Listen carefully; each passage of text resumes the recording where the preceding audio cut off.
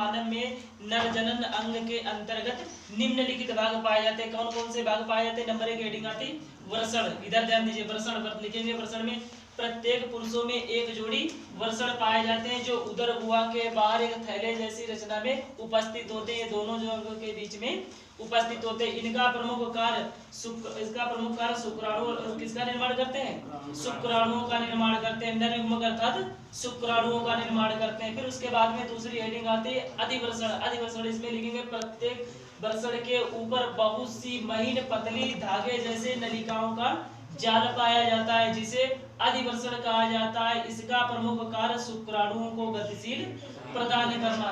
फिर उसके बाद में अगली हेडिंग आती है शुक्रवाहिनी। इसमें लिखेंगे प्रत्येक वृषण से, यानी दोनों तरफ से देखेंगे, प्रत्येक वृषण से एक नलिका निकलती है जिसे शुक्रवाहिनी के नाम से जाना जाता है। इसका प्रमुख कार्य वृषण से निकले हुए शुक्राणुओं को शुक्राशय तक पहुंचाना। फिर उसके बाद में अगली हेडिंग आती है शुक्राशय। इसमें लिखेंगे, शुक्राशय में लिखेंगे यानी यह एक छोटी थैले जैसी रचना होती है जिसे शुक्राशय कहा जाता है। इसमें इसका प्रमुख कार्य होता है शुक्राणुओं को एकीकृत करने के साथ साथ में वीर्य का भी एकीकृत होता है। कहाँ पर? यहाँ पर शुक्राशय में होता है।